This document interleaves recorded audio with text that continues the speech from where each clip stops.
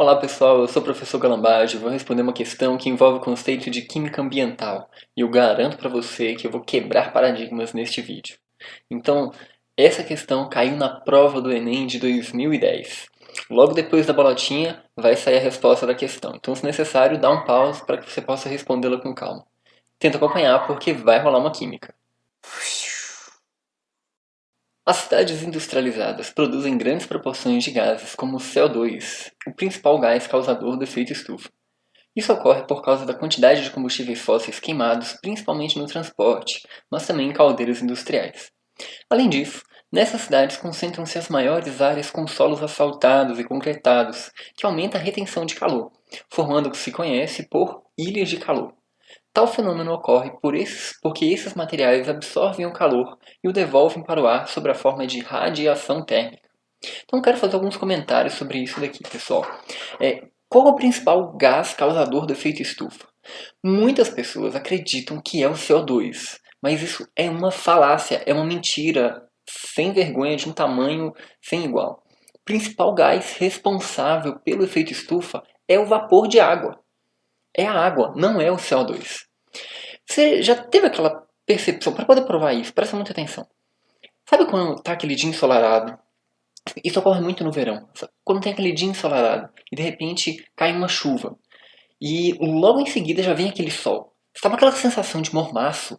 Aquela sensação de que você está andando na rua e você está cozinhando porque tem aquele sol forte e aquele vapor de água está começando a sair do asfalto. Então, isso daí é uma coisa bem concreta que vocês podem perceber, que a água é o principal causador do efeito estufa. Isso está baseado no seguinte: existem três tipos de interações que ocorrem entre a radiação e a matéria. Então, a radiação solar incide sobre os materiais. E agora a gente vai pensar nos materiais: água, gás carbônico, oxigênio, metano, todos esses gases que existem na nossa atmosfera, nitrogênio. E três fenômenos podem acontecer: reflexão, em que a radiação incide e é refletida, e entenda a radiação como calor também. O fenômeno da absorção, em que essa radiação, calor, é interagido com o material e esse material absorve. Ou pode ocorrer o fenômeno da refração, em que essa radiação ela incide sobre o material e sofre um ligeiro desvio e continua numa trajetória similar ao que ele estava projetando.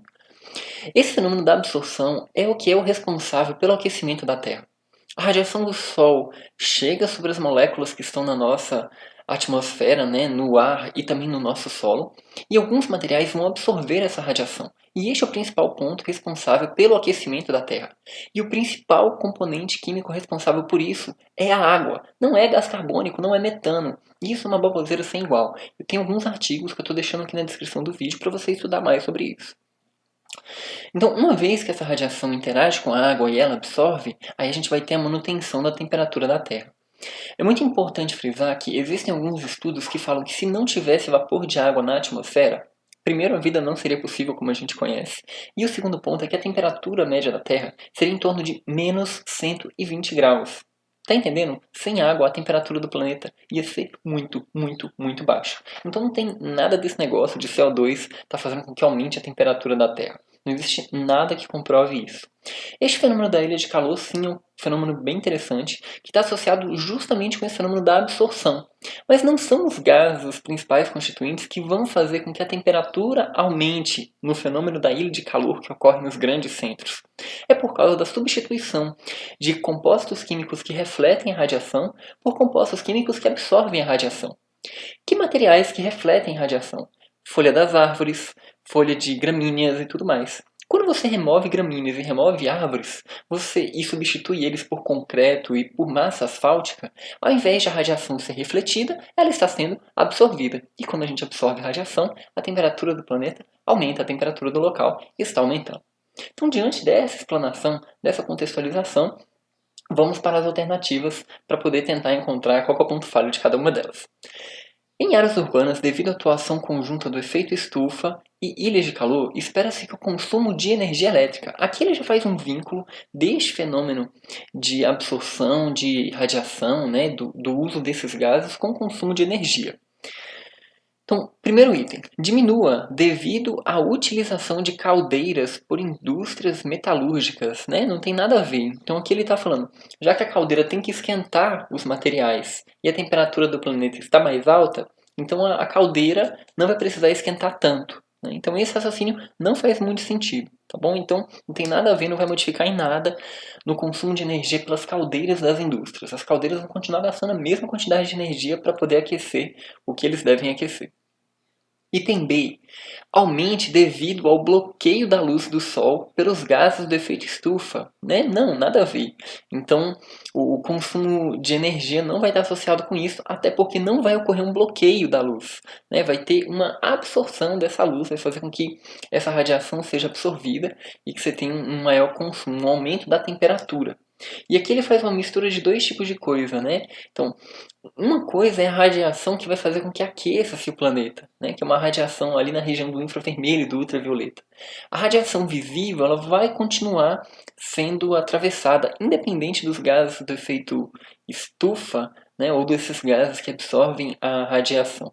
Uma coisa é a faixa em que a gente vê, outra coisa é a faixa de radiação que o Sol emite, que vai estar associada com o aquecimento do nosso planeta.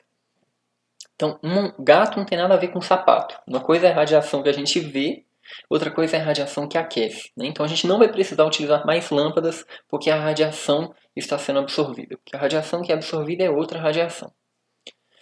Item C. Né? Então, espero que o consumo de energia diminua devido à não necessidade de aquecer a água utilizada nas indústrias. Né? Mais uma vez, não tem nada a ver, porque a água das indústrias precisa ser aquecida numa temperatura bem maior do que o aumento da temperatura possivelmente gerada por esses fenômenos. Né? Então, enquanto a água do rio aumentaria de 17 para 18 graus, a caldeira ainda precisa continuar aumentando essa temperatura lá para os 90, 100 graus para poder utilizar nos seus processos. Então, não vai conseguir reduzir a energia utilizada pelas indústrias.